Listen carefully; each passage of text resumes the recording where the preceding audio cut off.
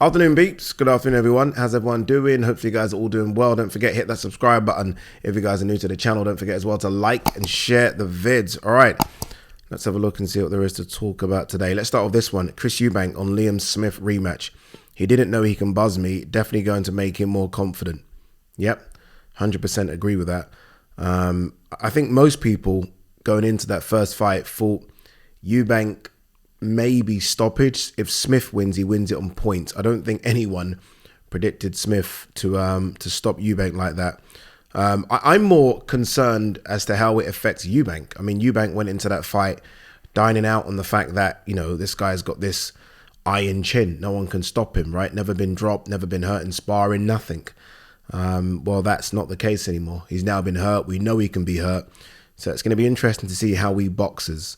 But yeah, look, I have Smith a big favourite in that fight, but you never know. I mean, Eubank, I think he had success the round before, and then he just got caught. So we'll see how that one plays out.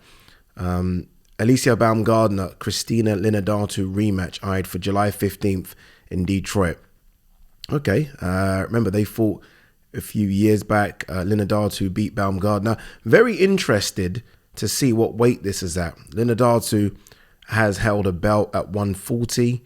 Remember, she fought Katie Taylor for that belt. Gave Katie Taylor some good work as well in that fight. She was going to fight Michaela Meyer at 135. Is she going to go down again to 130? Let's not forget, Baumgardner is undisputed at 130. She probably will. You know, she would have been upset that the Michaela Meyer fight fell through right at the final hurdle. And I mean, this comes across your table, especially if you're her manager. You see this, Baumgardner, big fight. Baumgardner's a big name now in boxing. You're going to take it. So, yeah, looking forward to that one. Linadatu's a good fighter, and Baumgardner's going to want some get back as well. Deontay Wilder ready to explore Usyk title clash if Dubois scenario falls apart. You know, one thing we didn't talk about with Daniel Dubois in that split yesterday was what happens with Caroline Dubois. I mean, does Caroline stay there? No idea what happens. I mean, was it a style issue? If it was a style thing and they're just not gelling, Dubois didn't look great in that fight against Kevin Lerena, then, okay, Caroline will stay there because Caroline's looked really good, really aggressive under Shane McGuigan. But it'd be interesting to see if it's more than just that. Look, if it's more than just a style thing, then I'm guessing Caroline Dubois will go as well. But back to what Wilder has said here. I'm just tired of talking about these four heavyweights. Wilder, Fury, Usyk, AJ. Like, tired.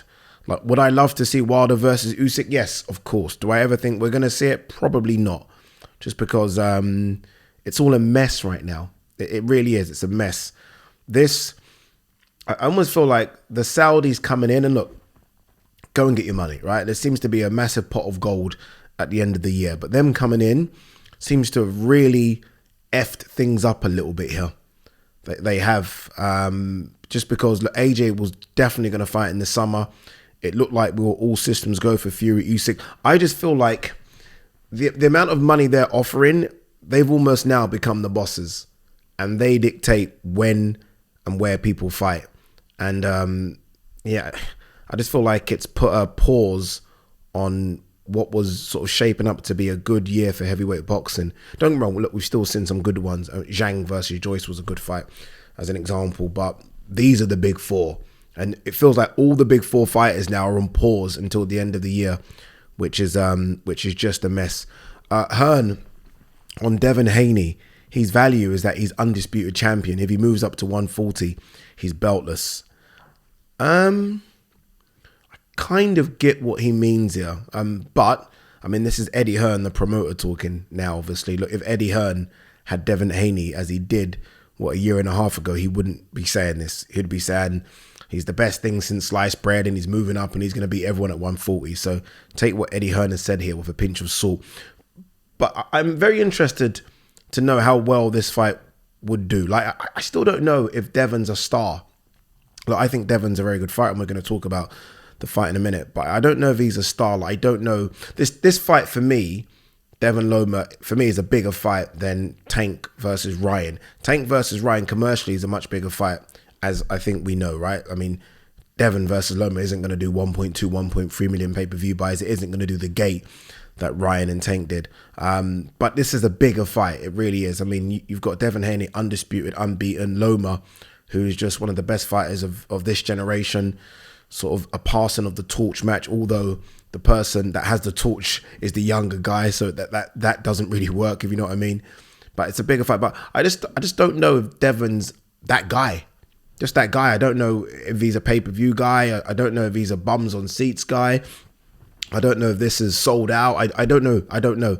So I can understand what Eddie means if that's what he's talking from, that kind of standpoint. Like, yeah, you got the belts at 135, but you're not the draw. You're not the big name, the big fish coming up to 140. Like, Ryan probably is a bigger name coming up to 140 than Devin if this is Devin's last fight at 140. Ryan's probably the bigger money fight. But anyway, park all that nonsense for now. Let's talk about this matchup. Super intrigued as to how this one plays out. You're going to find it very hard to find a bigger Loma fan than me. And you know what it is? It's actually quite sad that a couple of my favorite fighters are coming to the end. Like, it's done soon. You know, you grow up with fighters, and when they retire, you then jump onto other fighters. Like, for me, growing up, it was Miguel Cotto, like, obsessed with Miguel Cotto. And then you see him kind of retire, and Floyd and Manny Pacquiao. Then it's this generation, right? And even then you see, in fact, prior to this generation, you see the likes of Andre Ward and Kovalev, who I was massive fans of. And now this generation of Golovkin and Loma, Golovkin being 40, 41, Loma being 35, 36. There isn't much left. I just hope there's something a bit special left in Loma. And I think there is. I think people are looking far too much into his last performance. And I guess that's what we can only go by, right? But I think we're looking far too much into that. And this is a guy that, I'm not making excuses for him, but yeah, he had a bit of a layoff. Remember, he was supposed to fight Kambosos. A lot would have been going through his mind with what's going on in his home country. And that has to play a part. Like, he's only human. It has to play a part. And also, 1 second, sorry. Just want to get up. When was the date of that fight? Just want to see when was it? It was 29th of October 2022. Okay, that's interesting. So he's basically gone straight back into it, which is good. So there's activity. But also, I think we do sleep a bit on Jermaine Ortiz. Jermaine Ortiz, no slouch, you know. No slouch. Came into that fight unbeaten. Beat Jamel Herring just before that. I know Jamel Herring was coming off a loss himself. Got stopped by Shakur Stevenson. But Jamel Herring's no slouch. Beat him. So he was coming into that with a bit of confidence. This was his big moment. And it proved that. Disappointed, by the way, that Jermaine Ortiz hasn't fought since, but that's another video. So yeah, I think people are judging Loma on that performance too much. And look, I think, and for the record, I think Devin Haney's going to win the fight. I think Devin Haney at this stage is a bit too big, a bit too young, a bit too fresh. But Loma is going to show him some stuff that Devin Haney simply hasn't seen before. And I still think he has those things. I still think he has those movements. I think he has those feints, those adjustments, that ability to go through the gears, that ability to open the tool bag and bring out tools that Devin just wouldn't have seen before. I think he has that. But I do think this is a young man's game. I said it on yesterday's video. For all of those things I've just mentioned that Loma can do, it's still a young man's game. But at 35, I don't think he's an old man. Yes, there's wear and tear on the body. He's had shoulder surgery. He's had elbow surgery. But I think he's going to surprise a few. I really do. I can't believe how many people are just writing him off. It shocks me. It really does. I mean, this is a guy that, obviously, yes, he lost early to Salido, but apart from that, the only person to have beaten him is Teofimo Lopez. And that was a very good Teo. And even down the stretch, Loma was starting to pull those rounds back. He started very, very slow in that fight. And it's funny, actually. People say he started very, very slow. I actually think Teofimo started very, very fast. Like, very fast, very aggressive. And I think it surprised Loma. Devin, I don't think will start that fast. I think Devin's going to start with a bit more caution than Teofimo did. Teofimo's like, fuck it. You're not that good. You're not that strong. We're gonna have a fight. And I think it surprised Loma a little bit. The one thing Loma's going to have to try and do here is somehow get around or get underneath that Devin jab. Such a good jab. Honestly, such a good jab. It's his best weapon. Although Loma kind of played it down a bit by saying something about comparing it to almost Ryan's jab and how very good boxers can almost read the jabs as Gervonta was reading Ryan's. He's like, well, I will read that jab. If he can get under it and get through it and then close the distance. We know when Loma's in that space, he's a magician. Honestly, he's a magician. He will switch from southpaw to orthodox. He will do everything he can do to make sure he causes damage when he's in and around really close to Devin. If this fight's at distance, then obviously it's going to be Devin's. But you know, he's almost got good preparation for it. I mean, you look at who Loma's fought. Look, Loma's clearly always undersized in the division. So you look at the people that he's fought that also have good jabs. Luke Campbell, good jab. It took Loma a few rounds to work it out, but eventually he started to close that distance and obviously landed those good body shots, which I think he's going to target with Devin as well, just because we know Devin struggles to make the weight. Richard Comey, decent jab, but just big frame. Nakatani, big frame. So he's been in there against guys that have long reach, long jabs, big frames, and he's been able to get inside and do his damage. Can he do that against Devin? Can he?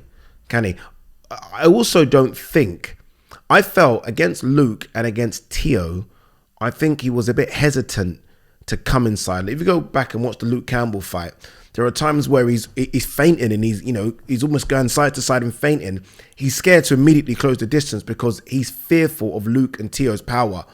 Devin's got pop, but Devin doesn't have that kind of power. So I don't think he's going to be as fearful to go into that danger zone as he was with Luke and Teofimo. I think he might take a few more risks.